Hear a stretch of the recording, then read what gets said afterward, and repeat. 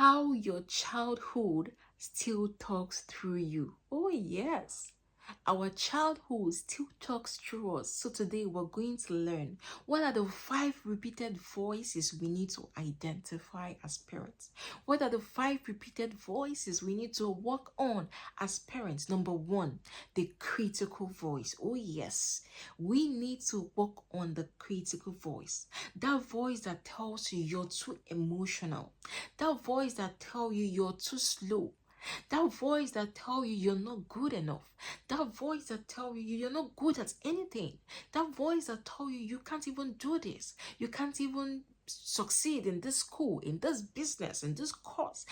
That is a very important voice. It's the critical voice we need to identify as parents for us to be healed, for us to go on this healing journey, for us to heal and to raise wholesome children.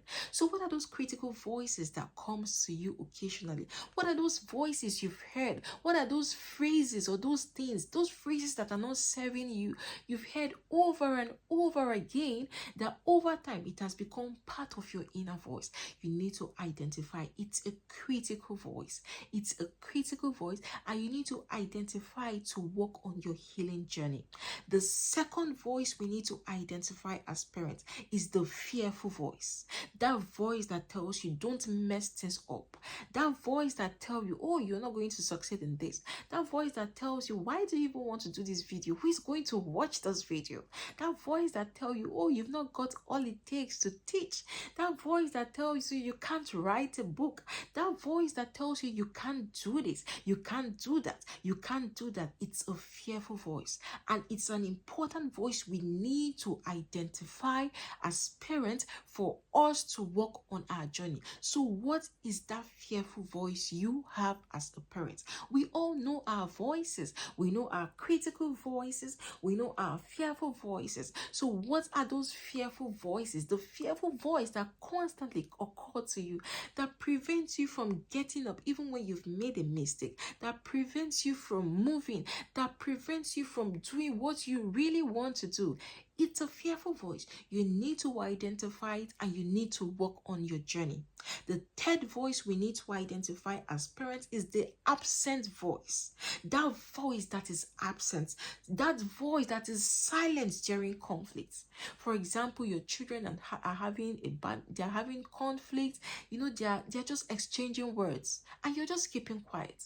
You're not teaching them how to navigate through that situation, or there's an issue you need to attend to, or you need to address as a parent, as a father, or as a mother, but you're just keeping quiet. You're just absent. You're not talking. You're not teaching. You're not communicating your values. Your children are just growing right in front of your eyes. You're not parenting. You're not doing what you need to do. You're just silent. You're just cold. You're just absent. Your presence is not felt by what you're teaching.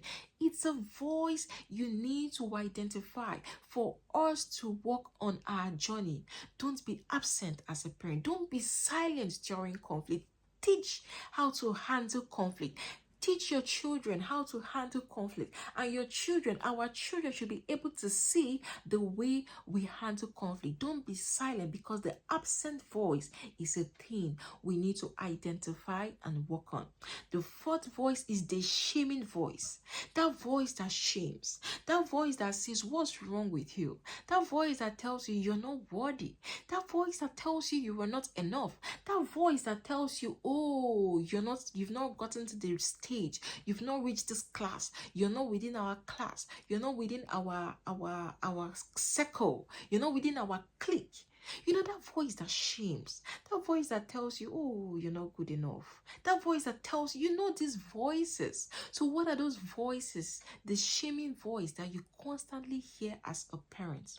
It's a voice you need to identify. It's a voice we need to identify to go on this healing journey. The fifth voice is the pleasing voice. Oh, yes. The people that people pleasers, just do what makes them happy. You please other people to displease yourself.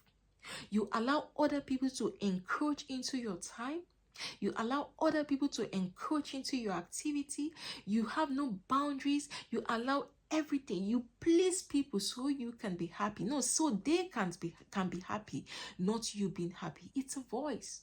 It's something we need to work on as parents. We don't have to get to this point of being people pleasers, because people pleasers is a thing we need to work on. So don't please people to displease yourself. You should rather please yourself, please your God, please your values, please your morals, please what is right for you in the sight of God, and please what is right. Don't please other people to displease yourself. Don't make other people happy to make yourself unhappy. Don't make other people's children happy and make your own children unhappy. Don't make someone else happy and make people in your home unhappy. Don't make the world happy and make people within your circle or your space unhappy. I hope this helps. So which voice do you need to replace today? With the voice of God.